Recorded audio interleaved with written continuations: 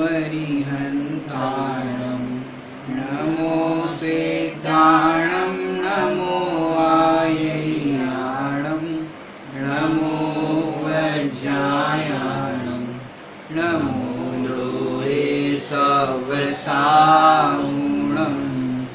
सतीर्थवीर प्रभु का जग में प्रवर्ते निज तत्व बोध पाकर सब लोक हर्षे दुर्भावना न आवे मन में कदापि निर्विघ्न निर्विकारी आराधना प्रवृत्ति। कल हमने एक बिंदु पे चर्चा की थी, असमर्थ अनुभव करने वाला असमर्थ हो जाता है। हमने अभी कुछ दिनों पहले आपको एक कथा भी सुनाई थी, धन्य मुनिराज की कथा, और उसके बाद एक सुनाई थी सती मनोवती की कथा। उसमें प्रसंग ऐसा कुछ आता है कि गजमोती वो चढ़ाती है ये मनोवती, और उसके घर में खूब ढेरों गजमोती पड़े थे। राजा ने पूछा सेठ जी से, भाई आपके पास ऐसे बड़े बड़े मोती हमको आज कहीं पर मिले हैं, किसी के पास यदि गजमोती हो ऐसे बड़े बड़े तो हमको दे दो, हम उसका योग्य मूल्य चुकाएंगे और देंगे। लेकिन वो सेठ जी ने कहा हमारे पास नहीं है। अब क्या कहा था, हमारे पास नहीं है, तो असमर्थता वहाँ पर दिखाई। समर्थ तो थे देने में, लेकिन असमर्थता दिखाई। तो क्या हुआ, असमर्थता दिखाने पर जितने घर के सादे मोती भी थे, गज मोती भी थे, पूरे सारे मोती खत्म हो गए और वो गरीब हो गए। माने असमर्थता अनुभव करने पर, असमर्थता अनुभव करने पर क्या होता है कि हमारे पास नहीं है, हम तो दे नहीं सकते, तो असमर्थ ही हो जाते, जो कल अपन ने बिंदु पर चर्चा की थी। दूसरी भाषा में अपन कहे, सरल भाषा में, तो अपनी शक्ति को छिपाओगे तो शक्तिहीन हो जाओगे। शक्ति तो है, लेकिन शक्ति को छिपाओगे तो शक्तिहीन हो जाओगे। हम कहते हैं हम में सामर्थ्य नहीं है, कोई कहता है हम में चलने की सामर्थ्य नहीं है, ऑटो कर लो, बस कर लो, हवाई जहाज कर लो, हम में सामर्थ्य नहीं है। तो सामर्थ्यता को छिपाओगे, शक्ति को छिपाओगे तो शक्तिहीन हो जाओगे। कोई कहते भाई हमसे तो भूखा नहीं रहा जा सकता, हमसे तो एक आसन भी नहीं होता, तो भैया शक्ति छिपाओगे तो फिर शक्तिहीन हो जाओगे। जब सही में करना चाहोगे तब नहीं कर पाओगे। कई लोग कहते भाई हम साधर्मी को भोजन नहीं करा सकते, हमारे में सामर्थ्य नहीं है, तो फिर सामर्थ्य को छुपाओगे तो सामर्थ्यहीन हो जाओगे, शक्तिहीन हो जाओगे। लेकिन कई लोग कहते हैं कि भाई हमारे सच में पाप का उदय है, पाप का उदय है, अब क्या करें, सही में है देखा जाए तो फिर क्या करो भैया, क्यों ये पाप का उदय है कि पूर्व में हमने पाप बांधे थे, तो वर्तमान में उसका उदय चल रहा है। और वर्तमान में भी यदि पाप का रोना रोएंगे, आर्त ध्यान के परिणाम करेंगे, दुखी होएंगे, तो क्या होगा, नए पाप का बंध होगा। तो करे क्या कि पुण्य बांधना सीखो। तो ऐसा जरूरी नहीं कोई धन आदि का दान दे करके ही पुण्य बांधा जाए। आप देखो कितने ही हमारे जीवन में अनर्थ पाप हो जाते हैं, उन पापों से बचो। आपने देखा होगा घर के अंदर या और कहीं पर भी आप देखते हो कि सवेरे सवेरे नल आते तो पानी की टंकियाँ ओवरफ्लो हो जाती है, लेकिन किसी को बंद करने का विकल्प नहीं आता। बिजलियाँ फालतू ऐसे जलती रहती है और पूछे भैया बिजली बंद करो, फालतू जल रही है, तो कहे पंडित जी ये डायरेक्ट है, या तुम्हारे ये बिजली डायरेक्ट है तो पाप भी डायरेक्ट ही हो रहा है। तो बिजली फालतू जल रही हो, तो जहाँ कहीं भी फालतू बिजली जल रही हो तो बंद करो। पानी फालतू बह रहा हो तो उसका ध्यान रखो। और तो और आप कहीं पर धर्मशाला में और जगह जाते हो तो वहाँ पर आप कहते हो कि भाई हमें अच्छी व्यवस्था नहीं मिलती, साफ़ सुथरा नहीं मिलता। तो भाई जब भी वहाँ पर जाओ, जैसे घर में साफ़ सफाई करते हो और जितने दिन वहाँ आप रहो साफ़ सफाई से रहो, तो आपको व्यवस्था अच्छी मिलेगी, क्योंकि आप साफ़ सुथरा रख रहे हो। क्यों साफ़ सुथरा रखना, कि भैया जीवोत्पत्ति होती है, जहाँ पर भी इस तरह से गंदगी होती है, सफाई मेंटेन नहीं रखते, वहाँ पर जीवोत्पत्ति होती है, हिंसा का पाप बंद होता है। अब पाप बांधोगे तो उदय में पाप आएगा ही, पाप का उदय आएगा ही। तो इसका ख्याल रखें।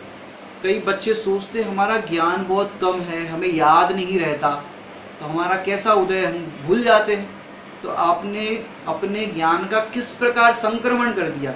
बच्चों में एक आदत होती है कि कोई टीचर की नकल उतारते हैं, कोई टीचर समझो बोलते बोलते हकलाता हो, तो फिर टीचर के जाने के बाद या टीचर की अनुपस्थिति में आप उसकी एक्टिंग करने लग जाओगे, हकलाओगे, टीचर की मजाक उड़ाओगे। इससे क्या होगा, आपका ज्ञान जो है वो हीन हो जाएगा।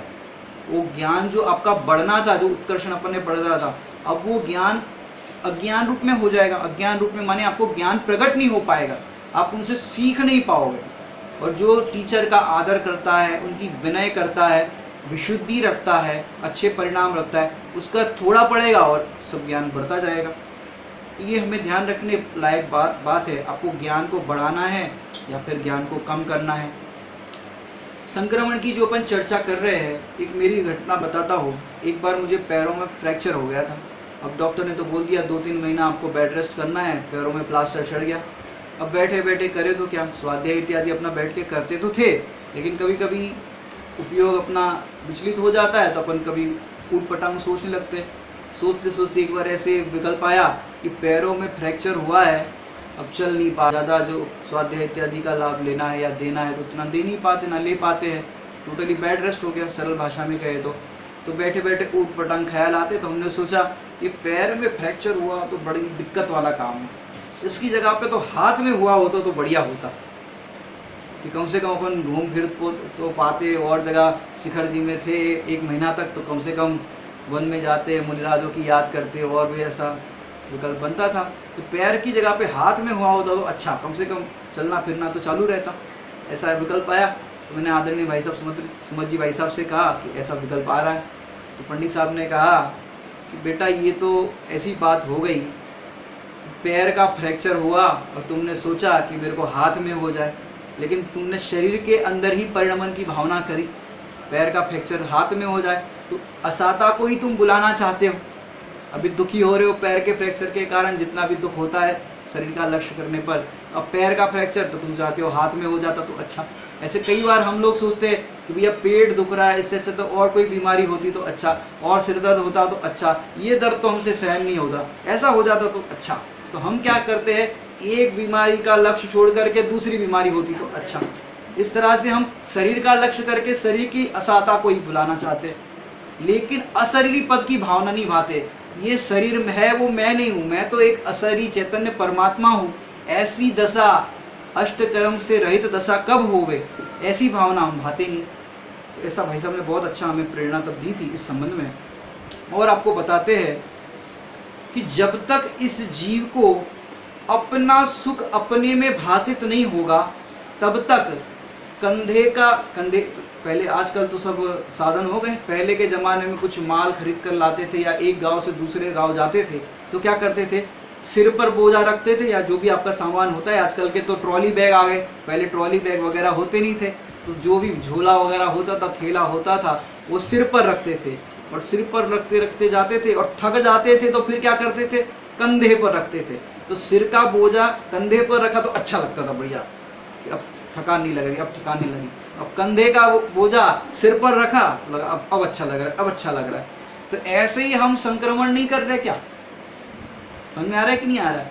अपना सुख अपने में भाषित नहीं होगा तब तक ऐसा ही चलेगा, कंधे का बोझा सिर पर, सिर का बोझा कंधे पर, और ऐसे ही चलता रहेगा। क्योंकि जब तक पेट भरा ना हो तब तक रसगुल्ले खाने की इच्छा को रोक सकते हो, सामने रसगुल्ला पड़ा हो, और जब तक पेट ना भरा हो और शुद्ध सात्विक रसगुल्ला रखा हो, बताओ अपनी इच्छा को रोक सकते हो? रसगुल्ले खाने से अपने को रोक सकते हो, छोड़ सकते हो रसगुल्ला? ऐसे ही स्वरूप की तृप्तता नहीं हुई तब तक आपकी ये इच्छाएं भी नहीं रुकेगी, ये संक्रमण भी नहीं रुकेगा, और कदाचित कोई तीव्र या कोई मंद, इस तरह से संक्रमण तो होता ही रहेगा।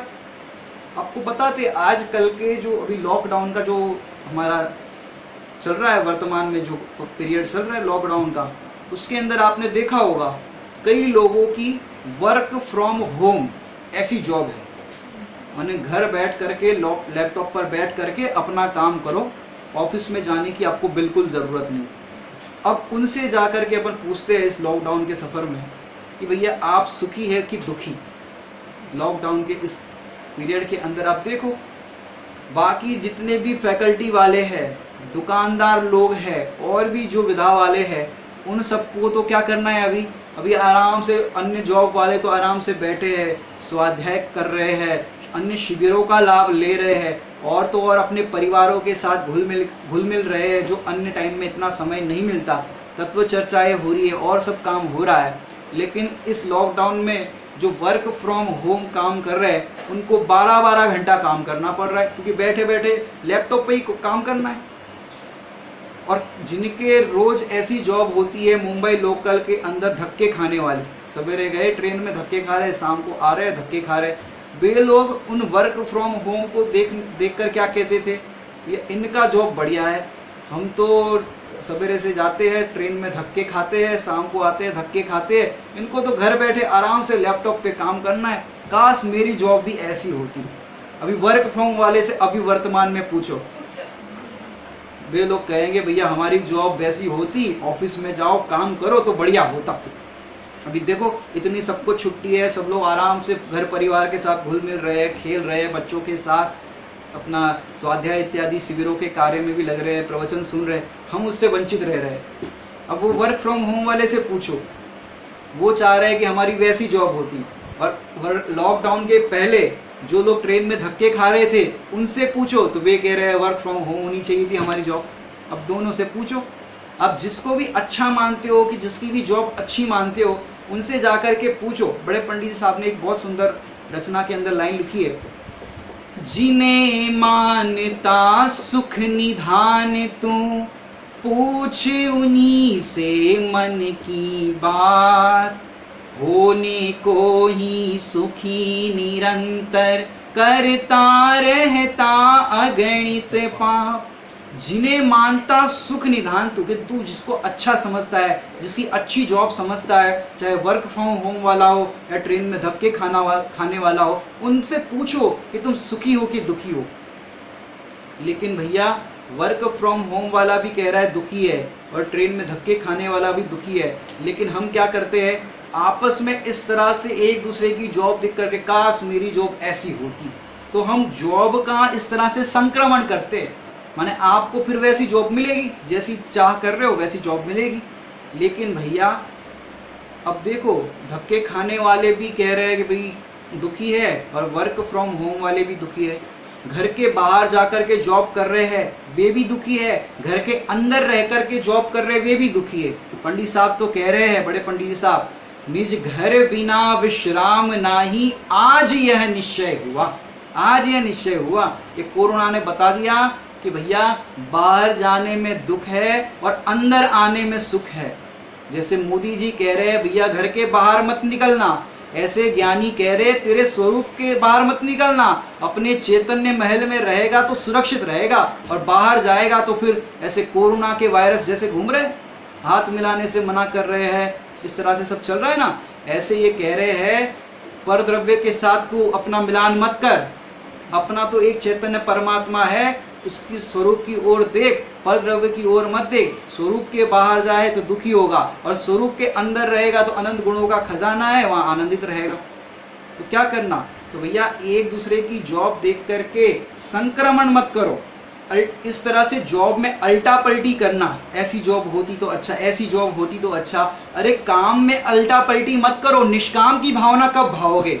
अरे जहाँ पर अनंत काल तक तुझे सुखी रहना है, अनंत काल तक तुझे आनंदित रहना है, वहाँ तुझे कुछ करना ही नहीं, तो निष्काम की भावना भाव कि अनंत काल तक तुझे कुछ काम करना ही नहीं पड़े, और करने वाला तेरा स्वभाव भी नहीं है वास्तव में देखा जाए तो ऐसे अपने स्वरूप की भावना बारंबार भाव। नहीं तो क्या होता है, ये तो हमने जॉब की बात की, और तो और ऐसे अनंत द्रव्यों में कल्पना करता है ये जीव कि काश मेरा पति ऐसा होता, काश मेरी पत्नी ऐसी होती, ऐसी नहीं वैसी होती, ऐसी नहीं वैसी होती। इस तरह से ये जीव अनंत द्रव्यों के अंदर कल्पना करता है, तो अनंत द्रव्य परावर्तन होते, संक्रमण होता जाता है। ऐसी नहीं चाहिए तो ऐसी ले लो, ऐसी नहीं चाहिए तो ऐसी ले लो, ऐसे अनंत पति पत्नी बदल चुके, ऐसे अनंत द्रव्य परावर्तन किए, और तो और ये जीव सुखी होने के लिए भाई हमारा घर ऐसा है, ऐसा नहीं वैसा होना चाहिए, तो ऐसा नहीं ऐसा होना चाहिए, उनका घर बढ़िया है, उनका घर बहुत बढ़िया है। तो ऐसे तू अनंत घर को पा चुका, लेकिन आज तक एक भी घर में तुझे संतुष्टि नहीं मिली। अपने बाबूजी युगल जी साहब जयमाला के प्रथम चरण में लिखते हैं भव वन में जी भर घूम चुका, कण कण को जी भर भर देखा। जी भर भर देखा, लेकिन आज तक एक भी जीव संतुष्ट नहीं हो पाया। क्षेत्र परावर्तन ऐसे जीव कितने करता है, अनंत द्रव्य परावर्तन इस जीव ने किए, और साफ साफ उन अनंत द्रव्यों पे लिखा हुआ है। क्योंकि जिन द्रव्य माने पुद्गल स्त्री पाना चाहता है, बच्चे पाना चाहता है, घर दुकान मकान परिवार अन्य जैसा पाना चाहता है, वो है पुद्गल। और पुद्गल की दुकान पर साफ साफ लिखा है, क्या लिखा है, जैसे कोई मेडिकल हो, दवाई का मेडिकल, वहाँ पर दवाई की दुकान पर ऐसे साफ साफ लिखा हो कि हमारे यहाँ पर ऐसी दवाई मिलती है जिस दवाई को खा करके आज तक एक भी रोगी स्वस्थ नहीं हुआ। अब बताओ कौन जाएगा उनकी दवाई की दुकान पर दवाई लेने कौन जाएगा उनकी दवाई की दुकान पर? कोई नहीं जाएगा भाई, आज तक एक भी रोगी स्वस्थ नहीं हुआ। ऐसे इस पुद्गल की दुकान पर, इस शरीर पर लिखा है आज तक इस शरीर से एक भी जीव सुखी नहीं हुआ, परद्रव्य से एक भी जीव सुखी नहीं हुआ। ऐसे तो अनंत द्रव्यों की कल्पना करता है सुखी होने के लिए, तो कह रहे अनंत द्रव्य परावर्तन होते। आगे चल करके देखे तो अनंत द्रव्य परावर्तन होते माने तो जैसे जैसे द्रव्यों की डिमांड करता है वैसे वैसे द्रव्य तेरे पुण्य पाप के उदय के अनुसार मिलते जाते, तो उस रूप संक्रमण होता जाता है। निदान बंद भी जो अपन कहते हैं ना, निदान बंद होता जाता है, तेरे पलड़े में पुण्य हो तो वैसा मिल जाता है, लेकिन संसार का संसार में ही रहता है। और तो और क्षेत्र की बात करें तो भैया हम यहाँ नहीं वहाँ होते, हम अमेरिका में जन्मे होते, हम वहाँ होते, जिसको जैसी कल्पना वैसे अन्य क्षेत्रों की कल्पना करता है। और तो और स्वाध्यायी होने के बाद भी कैसी कल्पना करता है, भैया अभी बच्ची की शादी हो जाए, लड़के का बिजनेस सेट हो जाए, फिर हम देवलाली जा करके रहेंगे, हम सोनगढ़ जा करके रहेंगे, हम सोनागिरी जा करके रहेंगे। ऐसे अन्य अन्य क्षेत्रों में जा करके समाधि करने की, स्वाध्याय करने की, सुखी होने की कल्पना करता है। लेकिन भैया आत्म कल्याण के लिए भी कोई क्षेत्र मत खोजो, बल्कि जिस क्षेत्र में हो उस क्षेत्र को सिद्ध क्षेत्र बनाओ। आत्म कल्याण के लिए कोई सिद्ध क्षेत्र मत खोजो, लेकिन जिस क्षेत्र में खड़े हो वहीं पर आराधना करके वही सिद्ध क्षेत्र बना दो। क्योंकि कोई क्षेत्र में सुख नहीं है, सुख तो अपने स्व क्षेत्र में है, चैतन्य क्षेत्र में है, वहां पर तू देख तो सुखी हो जाएगा। ऐसे इस जीव ने अनंत काल परावर्तन किए। भाई ये पंचम काल है, दुखमा काल है, या दुख ही दुख है। हम चौथे काल में होते तो बढ़िया होता, वहां पर आराधना करते और वहीं से मोक्ष ले जाते उसी भाव से। हम चौथे काल में होते तो अच्छा होता। अरे तू चौथे काल में भी अनंत बार जन्मा, लेकिन तूने अपने स्वकाल को नहीं पहचाना कि तेरा परमात्मा तो उसी समय दर्शन देने के लिए तैयार था, लेकिन तूने अपने परमात्मा की ओर दर्शन किए ही नहीं, आज तक उसकी ओर लक्ष्य किया ही नहीं। तो तेरा स्वकाल तो हर समय आ रहा था, लेकिन तू पर काल की ओर लक्ष्य करता रहा, तो ऐसे तुझे चौथा काल भी अनंत बार मिलने पर भी तेरा कल्याण नहीं हुआ। द्रव्य, क्षेत्र, काल, भाव। अरे आज प्रवचन में बहुत आनंद आया, आज मुझे बहुत अच्छा चिंतन चला, आज मुझे बहुत अच्छा भेद विज्ञान चला, आज मुझे पूजा करते समय शुभ भाव बहुत अच्छा आया, ऐसा भाव बहुत बढ़िया है। तो तूने परिणामों के अंदर तो अपनापन किया, परिणामों के द्वारा पर्याय का लक्ष्य किया, लेकिन तू पर्यायों से पार जो अपरिणामी भगवान आत्मा है उसका लक्ष्य नहीं किया, उसकी दृष्टि नहीं की। तो ये परिणामों की श्रृंखला में तेरे परिणाम बदलते बदलते बदलते ऐसे अनंत भाव परावर्तन हुए। तूने भाव रहित तो भगवान आत्मा नहीं देखा, और ऐसे अनंत भावों की श्रृंखला खड़ी कर दी। इस भाव में होते तो अच्छा, इस भाव में होते तो अच्छा, ऐसे हमारे सहयोग में होते तो अच्छा। तो ऐसे तूने भाव परावर्तन अनंत किए, लेकिन तूने भाव रहित तो भगवान आत्मा को नहीं देखा। ऐसे इस जीव ने पांचों परावर्तन किए, लेकिन समझने वाली बात तो यह है, इस जीव ने ऐसे अनंत परावर्तन किए, लेकिन ये द्रव्य परिवर्तित नहीं हुआ। समझ में आ रहा है कि नहीं आ रहा है? अनंत द्रव्य परावर्तन किए, लेकिन ये द्रव्य परिवर्तित नहीं हुआ। तो ये द्रव्य तो जो का त्यों है, उस द्रव्य का आश्रय करो, उस स्वभाव का आश्रय करो, तो जिस समय तुम आश्रय करोगे उस समय सुखी हो जाओगे। और आपको बताते हैं कि ये जो अनंत द्रव्यों की प्राप्ति की भावना होती है, अनंत पांचेंद्रिय के विषयों के भोगने की भावना होती है, तो समय सार जी के अंदर 216 नंबर की एक गाथा आती है निजराधिकार के अंदर। बहुत सुंदर गाथा है वहाँ पर, इसका हम थोड़ा सा खुलासा करते हैं। उसमें बहुत सुंदर पद्य लिखा है। रे वेद्य वेदक भाव दोनों समय समय विनष्ट हो।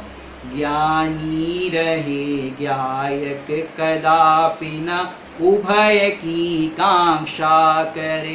क्या कह रहे? वेद्य वेदक भाव दोनों समय समय विनष्ट हो।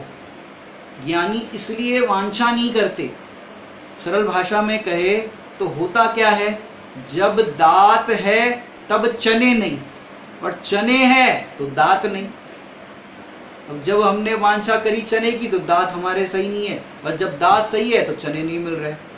विषय भोग की इच्छा हुई तब वो सामग्री नहीं, और सामग्री है तब इच्छा नहीं। इसलिए ज्ञानी इच्छा ही नहीं करते, वांछा ही नहीं करते, क्योंकि आप जिस समय संक्रमण करते हो कि हमें ऐसा मिल जाए, उस समय वो चीज मिलेगी नहीं, और जिस समय मिलेगी तब वैसा भाव नहीं होगा। और दूसरी भाषा में और अपन कहे पंडित साहब की रचना के आधार से, पहले तो मिले नाही दुर्लभ, मिल जाए तो भोग कठिन, भोगों से तृष्णा ही बढ़ती, इनसे हो ना तृप्ति कठिन। पहले तो मिलना ही दुर्लभ, कि पहले तो ये 5 इंद्रिय के विषय भोग है वो मिलना ही दुर्लभ, माने तेरे परिणय में पुण्य होगा तो मिलेंगे। तो पहले तो मिलना ही दुर्लभ, और मिल जाए तो। और दूसरी बात जो हमने कही कि भैया कोई गरीब हो, सोचे हमारे घर में घी नहीं है, तेल नहीं है, ये नहीं है, वो नहीं है, खाने की सामग्री नहीं है। अब उस टाइम पे तो उसने वांछा करी, और जब वो सामग्री मिली तब कह रहा है, तब डॉक्टर कह रहा है आपको घी नहीं खाना, तेल नहीं खाना, शक्कर नहीं खाना, आपको डायबिटीज है। अब मिल जाए, पुण्य के उदय से सामग्री मिल जाए तो कह रहे भोग कठिन। और कदाचित भोग भी कर रहे हो, कदाचित खा भी रहे हो, आपको डॉक्टर ने मना भी नहीं किया, कदाचित खा रहे हो, तो होगा क्या, आज ये चीज बना दी, कल वो चीज बना दी, भोगों से तृष्णा ही बढ़ती। अगली बार ऐसा कुछ बनाएंगे, अगली बार और कुछ बनाएंगे, अगली बार और बनाएंगे, तो भोगों से तृष्णा ही बढ़ती, इनसे मिलना तृप्ति कठिन, इनसे कभी भी तृप्ति मिल ही नहीं सकती। आज तक एक भी जीव इससे सुखी नहीं हो पाया। तो कह रहे हैं वेद्य वेदक भाव दोनों समय समय विनष्ट होगी, समय समय पर विनष्ट हो जाएंगे। जब चीज मिलेगी तब इच्छा नहीं, और इच्छा है तब चीज नहीं। तो ऐसे ये जीव अनंत, और फिर क्या होता है, इच्छा जब करता है पाने की तब ये जीव पाप बांधता है, और अपने वर्तमान पुण्य को पाप में संक्रमित कर देता है। जो अपना संक्रमण का विषय चल रहा है, पाप में संक्रमित कर देता है। इसलिए ज्ञानी इच्छा ही नहीं करते, वांछा ही नहीं करते कि हमें कुछ चाहिए। आगे चलते हैं, इस संक्रमण की श्रृंखला को आगे बढ़ाते हैं। अब कोई कहे कि भैया पुण्य को पाप में कैसे कन्वर्ट कर देते हैं, ये पुण्य का वर्तमान का उदय चल रहा है, उसको पाप में कैसे कन्वर्ट कर देते हैं। तो बताते हैं आपको, जैसे आपने देखा होगा भूकंप आया था, तो भूकंप आता है या बाढ़ आती है, तो भूकंप पीड़ितों को, बाढ़ पीड़ितों को सरकार की ओर से क्या दिया जाता है, भोजन, पानी, राशन, कपड़े और सब चीज़ें बांटी जाती हैं। और सब लोग अन्य देशों से भी, नगरों से भी, सब जगह से भी, राज्यों से भी सब मदद करते हैं जहाँ पर भूकंप पीड़ित होते हैं, बाढ़ पीड़ित होते हैं। अब क्या होता है, जो बांटने वाले अधिकारी होते हैं, अब बढ़िया से बढ़िया चीज़ें होती है, अच्छे कपड़े होते हैं बांटने के लिए। अब सोचते हैं ऐसे गरीबों को कपड़े ये देंगे, और कुछ कपड़े अपने पास रख लिए, कुछ सामग्री अपने पास रख ली।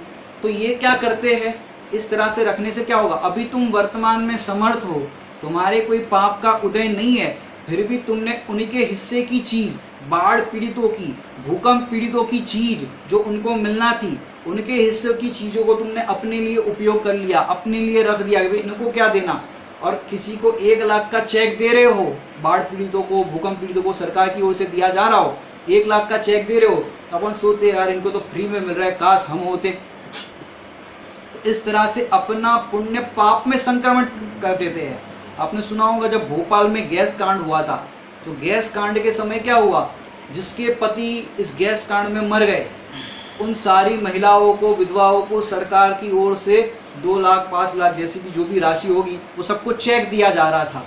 तो जो शादीशुदा महिला थी और जिसके पति अभी जिंदा थे, वो कह रही बढ़िया मिला तुमको 1 लाख का 2 लाख का चेक, बढ़िया मिला बढ़िया मिला बढ़िया मिला। ये माने प्रसन्न हो रही है और जिस विधवा को ये चेक मिला उसको भाग्यशाली मान रही है, इसका मतलब ये क्या चाहती है कि भाई हमारा भी पति चला गया होता तो हमको भी 2 लाख 5 लाख का चेक मिलता। ये LIC वाले होते हैं, LIC एजेंट होते हैं, जब भी आपके घर ये लेकर के आएंगे, क्या बोलते हैं उसको, पॉलिसी की स्कीम लेकर के आएंगे, तो वो करते क्या बात है कि भाई देखो ये 2 लाख की या 5 लाख की स्कीम है, इसमें आपके पति मर जाएंगे तो आपको इतना मिलेगा, पत्नी मर जाएगी तो इतना मिलेगा, और बच्चों से कहेंगे दोनों मर जाएंगे तो इतना मिलेगा। तो ये मरने की बात करते इतना मिलेगा, तो लोगों को पैसों के खातिर कैसा कैसा परिणाम हो जाता है, ये मर जाए तो अच्छा होता, इसका मिल जाता, उसको मिल जाता, कितना कितना ये चलता है। कोरोना के अंदर भी बताया अभी सफाई कर्मचारी है, अगर उनको कोरोना इन्फेक्टेड हो जाए और फिर मर जाते हैं अगर ड्यूटी पे तो इतना मिलता है। तो लोगों को पैसों के खातिर परिणामों का विचार नहीं रहता कि ये परिणामों का फल क्या आएगा, तो ये विचार करने लायक है। आप लोग ने देखा होगा गरीबों को हॉस्पिटल के अंदर, गवर्नमेंट हॉस्पिटल के अंदर फ्री में सरकार की ओर से दूध दिया जाता है, फल दिए जाते हैं, और भी खाने के लिए भोजन मिलता है, 1 रुपये में भोजन मिलता है। अब जो वो सुविधा है गरीबों के लिए, और समर्थ व्यक्ति भी सोचे यार फ्री में मिल रहा है, खाओ, लाइन लगा करके ले ले, तो भैया कह रहे तुम अपने पुण्य को नष्ट कर रहे हो, उस समय तुम अपने पुण्य को पाप में संक्रमित कर रहे हो। जैसे आपने स्कूलों में भी देखा होगा कि गवर्नमेंट स्कूल के अंदर बालिकाओं को सरकार की ओर से फ्री में साइकिल दिया जाता है, फ्री में ड्रेस दी जाती है, इस तरह से दिया जाता है। अब जिस दिन साइकिल मिलना हो, लाइन से साइकिल रखी हो और सब बालिकाओं को साइकिल दी जा रही हो, और लड़के वहाँ पर चुपचाप ऐसे खड़े हैं, और वो क्या सोच रहे हैं, काश हम भी लड़की होते तो हमको भी साइकिल मिलती। इसका मतलब आप पुरुष पर्याय को छोड़ करके स्त्री पर्याय चाहते हो। स्त्री पर्याय के दुखों का वर्णन करें तो कितना लंबा दुखों का वर्णन है, स्त्री पर्याय के कैसे कैसे दुख है, पूछ उन्हीं से मन की बात, उनसे पूछो कि कैसे कैसे दुख है। तो ऐसे हम संक्रमण कर देते हैं।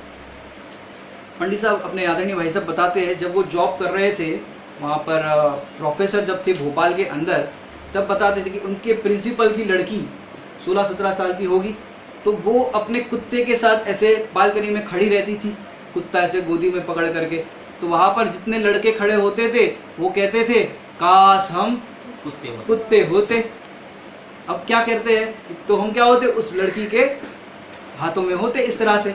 अब वो क्या कर रहे हैं लड़के कि हम कुत्ते होते, मतलब हम इस मनुष्य पर्याय को छोड़ करके तिर्यंच गति में जाना चाहते, ये अपना मनुष्य पर्याय का सारा पुण्य नष्ट करके तिर्यंच गति में जाना चाहते। अब भैया तेरे पलड़े में ऐसा पुण्य ना हो कि तू ऐसे घर में रहे, कुत्ते भी अलग अलग पुण्य वाले होते, कोई तो AC में रहते हैं, गाड़ियों में घूमते हैं, और तेरे पलड़े में पुण्य कदाचित ना हो और तू तिर्यंच गति का कुत्ता बने। तो कैसा कुत्ता बने, सड़कों पर जो कुत्ता घूमता है, जिसके कान में कीड़े पड़ जाते हैं, वो एक्सीडेंट में जिसके पैर टूट जाता है, और कैसी कैसी पीड़ा से संक्लेश परिणाम करके वो कुत्ता जीता है, ऐसे पर्याय में भी चला जाए। ये विचार करने लायक है। समय समय पर टोडरमल जी साहब कहते हैं अपने परिणाम का भला बुरा तो हर समय विचार करने लायक है, नहीं तो फिर तेरे परिणाम का फल क्या आएगा उसका विचार कर। और बात आपको करे, एक मुनिराज की बात बताते हैं कि एक हेमसेन नाम के मुनिराज थे।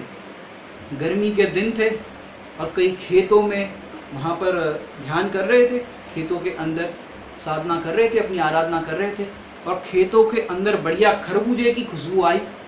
और खरबूजे की खुशबू आई तो ऐसा विकल्प आया कि बढ़िया मीठे मीठे खरबूजे की खुशबू आ रही है, कोई बात नहीं, एक आध दिन में आहार में मिल जाएगा, बढ़िया टेस्टी लग रहा है, मुंह में पानी आ गया। और उस समय उनको आयु बंद हो गया तो क्या हुआ उनका फिर, और देह छूट करके वही खरबूजे के अंदर इल्ली बने। सोचो, कहाँ तो मुनि दशा की तपस्या, कहाँ उसकी आराधना, और इल्ली बन गए। एक दूसरे मुनिराज की कथा आती है, उन मुनिराज की कथा में ऐसा आता है कि वहाँ पर जंगल में होंगे तो कोई स्त्री के घने बाल देखे, सुंदर बाल देखे, तो अंदर में जैसे ही ध्यान में से उपयोग बाहर आया, कितने सुंदर बाल है, घने बाल है, कितने सुंदर बाल है। तो ऐसे परिणाम आने पर उन्होंने सारी तपस्या का पुण्य पाप में संक्रमित कर दिया। ऐसा उनका हुआ, सारा पुण्य पाप में बदल गया। मुनि दशा का पुण्य उनकी बालों में जू बन गए, जुआ बन गए उनकी बालों में।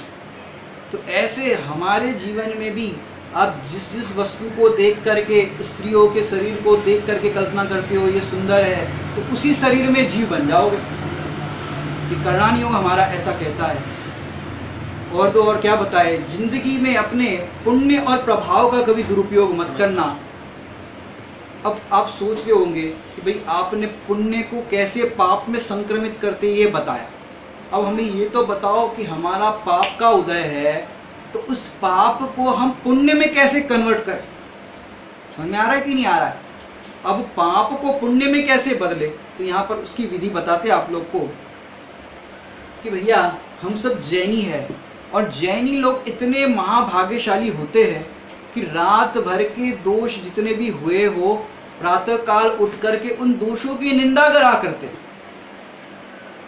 सपने मदी दोष लगायो, सवेरे उठ करके आलोचना पाठ पढ़ते हैं, और सवेरे से झाड़ू लगाने से लेकर के जितने भी दोष होते उसकी भी निंदा करा करते हैं। झाड़ू ले जागा बुहारी, चींटी आदिक जीविदारी, के चिंटी आदिक जीविदारी, उसकी क्षमा याचना करते हैं, उसके प्रति आलोचना का भाव रखते हैं। और तो और मेरी भावना के या अपने भावना 32 की भाषा में कहे, एकेंद्रिय आदिक प्राणी की यदि मैंने हिंसा की हो, शुद्ध हृदय से कहता हूँ वह निष्फल हो दुष्कृत्य प्रभु। कि हमारे यहाँ जैनियों में तो ये प्रणाली है, एक इंद्रिय आदिक प्राणी की यदि मैंने हिंसा की हो। यदि माने क्या कि भैया ऐसे तो जैनी लोग जो है वो यत्नाचार पूर्वक देखभाल करके झाड़ू लगाते हैं, और जितने भी अपने काम होते हैं आरंभ के वो देख शोध करके ही करते हैं। कदाचित हमारे ज्ञान में वो बात नहीं आई हो और कोई जीव उड़ करके आकर के मर गया हो, तो उसके लिए क्षमा याचना करते हैं। और जानबूझकर चाहे जैसा डाल रहे हो, और चींटियाँ हो गई और आपने पानी डाल करके साफ कर दिया, घर में कॉकरोच हो गए और हीट डाल दी, और क्या क्या प्रयोग करते हो आपने। तो इस तरह के अनेक प्रयोग आप घर में करते हो। तो भैया कह रहे हैं कि इस तरह के दोषों का तो पाप ही है, लेकिन कदाचित आपके ज्ञान में नहीं आई हो, उसकी निंदा करा करते हैं।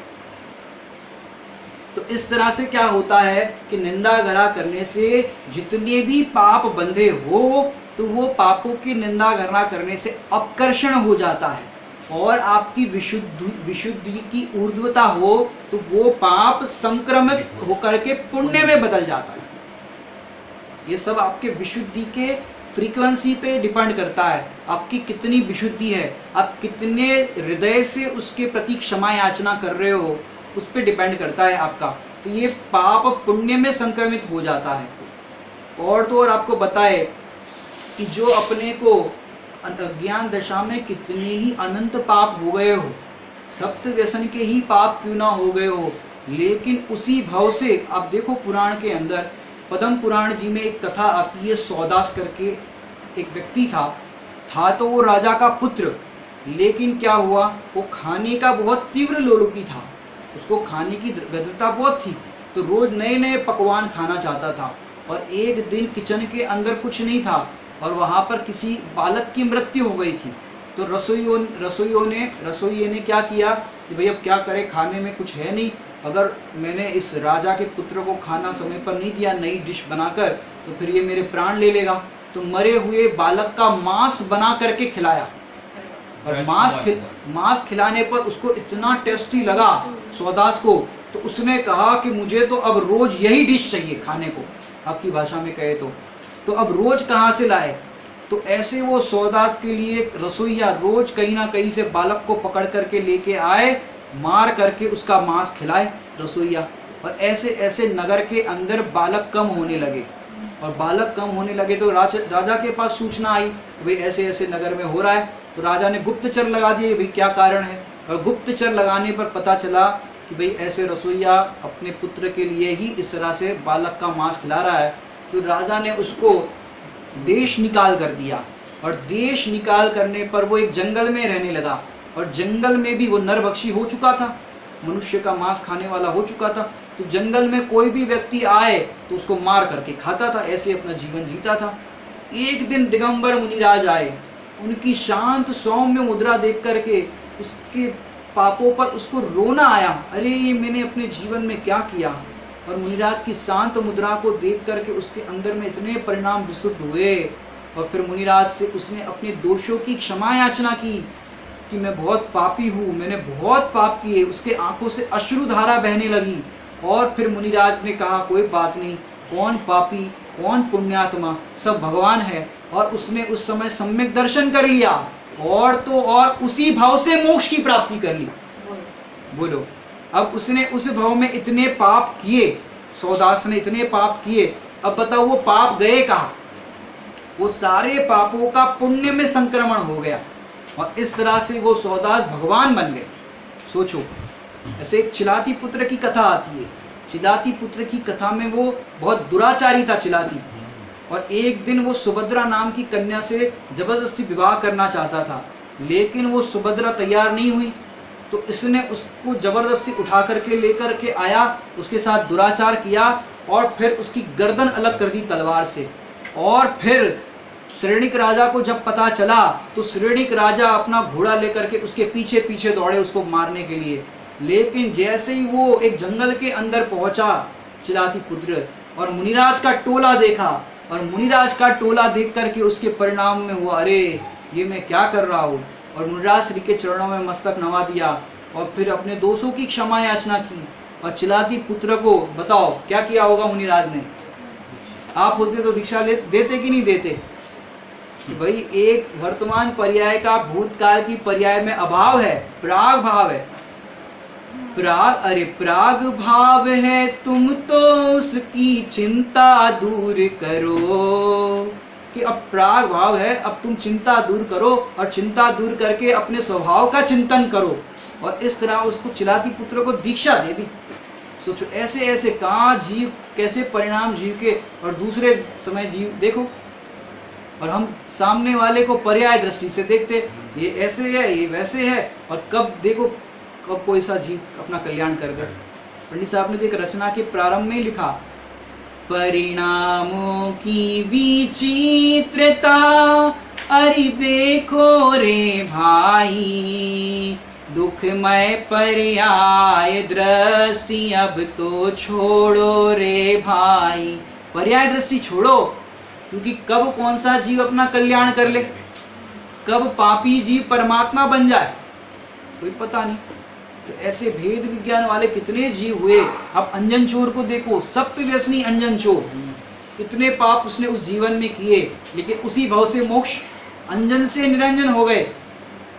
सोचो, इसलिए किसी के जीवन में अगर पाप हो गए हो तो घबराने वाली बात नहीं। जैन धर्म तो यहाँ पर कहता है, अनंत पाप करने वाले को भी यदि वो भगवान बनना चाहता हो, वो यदि सुखी होना चाहता हो, तो जैन धर्म की चौड़ी छाती है कि आ जाओ भैया, ये सबके लिए मार्ग है। और तो और कहते, निर्जंतु निर्भर ममी सम्मेव लोका, इस जगत के सारे जीव आकर के इस ज्ञान समुद्र में आकर के नहाओ, चाहे वो पापी हो या कैसा भी जीव हो, सबके लिए ये द्वार खुले हैं। और कोई ऐसा स्वच्छंदी हो जाए कि भाई हम पाप करें और फिर लग जाए, तो उसके लिए ये बात नहीं है। पुरुषा सिद्धि उपाय में कहते हैं तस्य देशना नास्ति, कि ऐसे जीवों के लिए ये देशना नहीं है। और तो आप प्रश्न करते हो कि भैया हमारे पाप का उदय है, पुण्य का उदय कैसे बदले, पाप में हम कन्वर्ट कैसे करें? तो भैया देखो, अपने परिणामों के आधार पर सब होता है। आज से याद करो, जब 1947 के अंदर हिंदुस्तान पाकिस्तान के सब विभाजन हुए और इतने दंगे हो रहे थे, अब देखो लाहौर के अंदर यदि पाकिस्तान से कोई ट्रेन आ रही हो तो लाहौर के अंदर जितने भी लोग थे वो सब उसको मार देते थे। और तो और दिल्ली में जब ट्रेन आती थी पाकिस्तान से यहाँ, तो वो सारे जीव कट जाते थे, जितने भी लोग पैसेंजर होते थे सब काट दिए जाते थे। लेकिन आपको एक बहुत गौरव की बात बताना चाहूँगा कि जब ये विभाजन हुआ हिंदुस्तान पाकिस्तान का और इस तरह से दंगे हो रहे थे, तो हमारे जैनी भाई भी उस पाकिस्तान के अंदर फंसे हुए थे और पाकिस्तान के अंदर बहुत विकट परिस्थिति थी।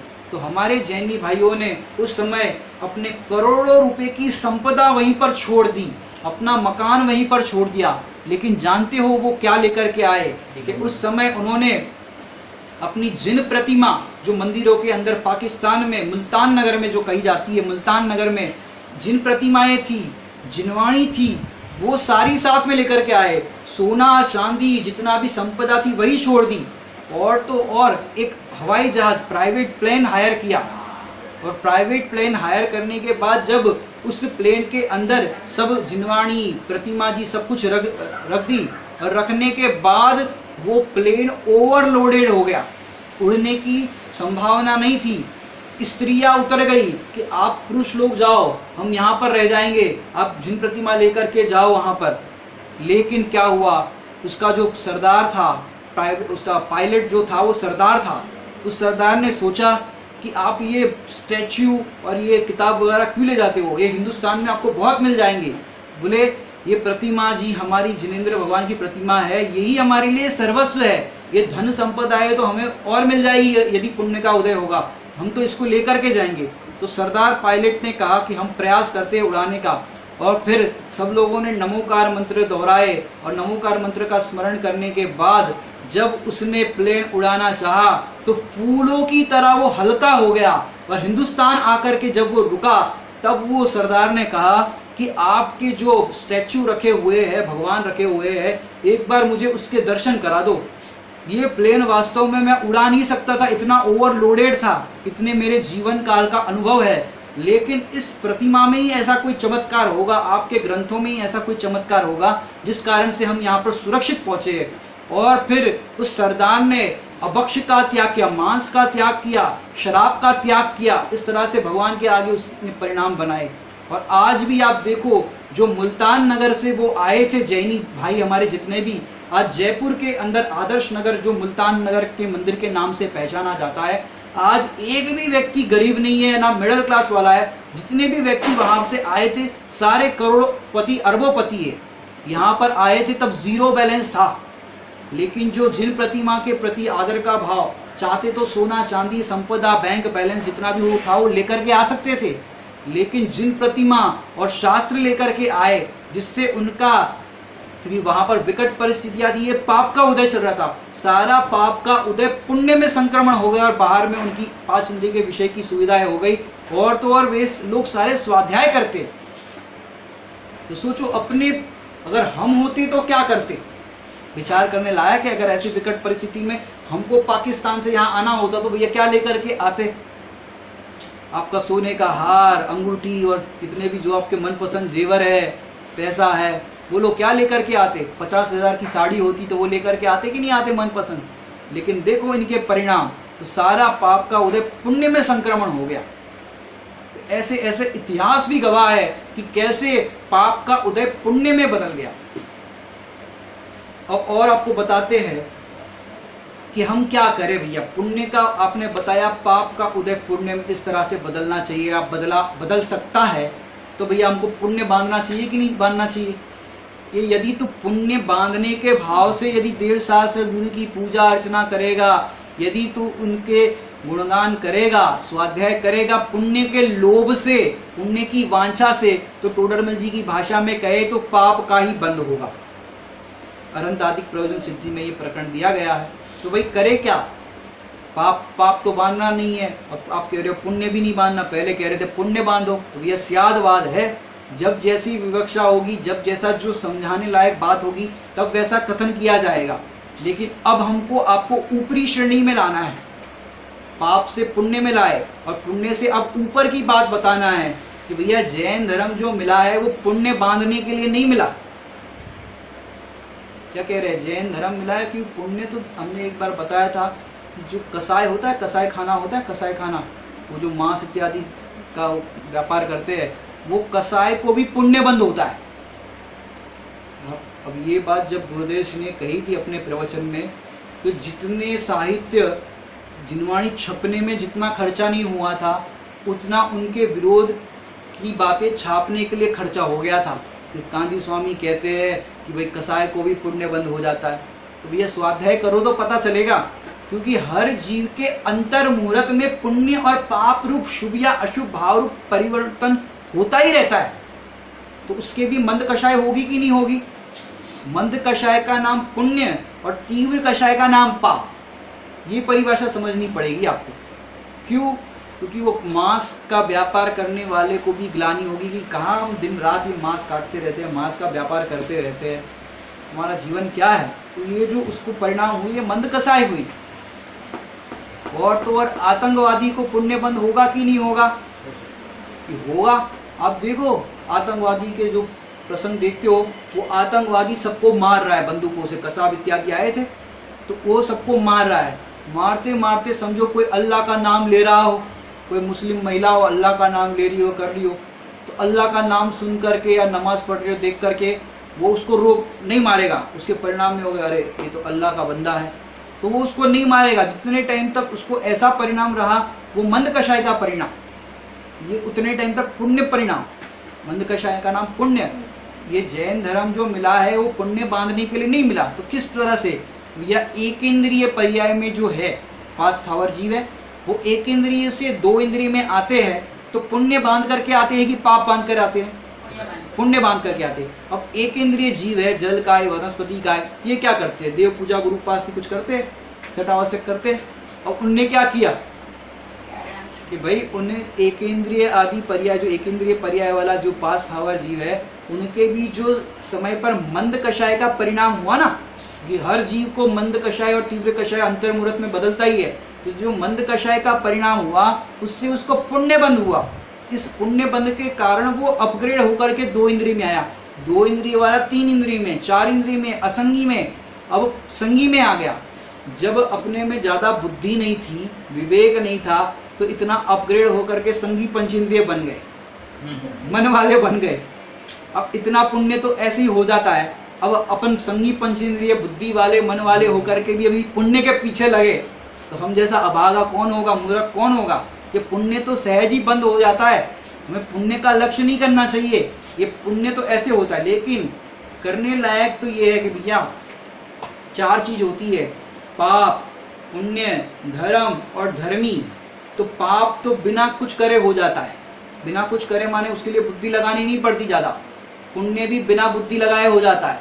लेकिन धर्म ऐसी चीज है जो पुरुषार्थ से होता है, और दूसरी भाषा में कहे तो धर्मी के आश्रय से धर्म होता है, तो उसमें तो पुरुषार्थ की जरूरत पड़ती है। तो जितने भी लोग मनुष्य पर्याय में जन्मे हैं वो पुण्य बांध करके ही जन्मे, चाहे कोई भी कम्युनिटी के जीव हो, क्योंकि संगी पंचेंद्रिय और मनुष्य पर्याय, तो ये अपने आप जीव के पुण्य से कार्य होता है। और इतना टैलेंट तो सब में होता ही है कि पुण्य बांध ले।